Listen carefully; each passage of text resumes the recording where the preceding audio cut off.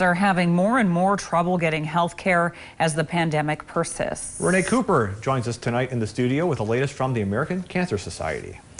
Thanks, Lauren and Nicholas. The Cancer Action Network surveyed patients fighting the biggest battle of their lives just as this deadly virus came on the scene. Of those surveyed who are in active treatment, 79% reported delays to their health care, and that's up 27% from an April survey. Do you think this pandemic has the potential to affect the overall outcome of someone's treatment or even survival? Oh, of course. Daphne Hall, now a cancer survivor, was diagnosed with advanced stage ovarian cancer back in 2012. She says it was tough enough back then. There's always some worry, a lot of worry for some people that it might reoccur.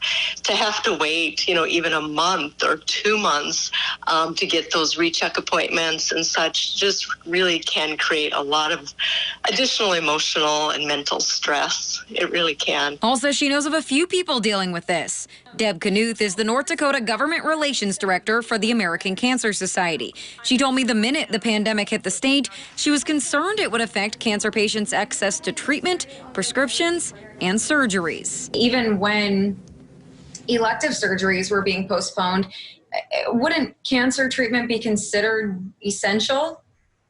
Well, you would certainly think so, although I had heard that people who needed colonoscopies were even told to wait, skin cancer checks, that type of thing. And normally trying to get a skin cancer check can take up to 6 months. So that's all concerning. But patients aren't just worried about access to treatment. They're worried about how to pay for it.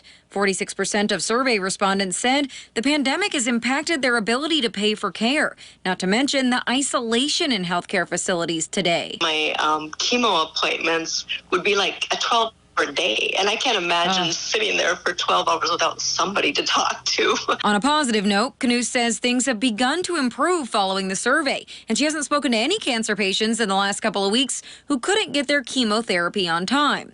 Although she says that the economy continues to reopen, that breeds additional concerns for cancer patients who are generally immunocompromised.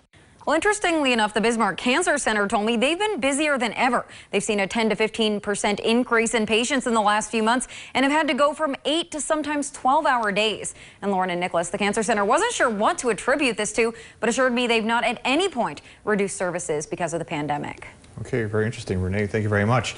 The American Cancer Society says it will continue surveying as months go on, and for access to resources and financial help, you can visit kxnet.com. North Dakota singer-songwriter Jesse Veter was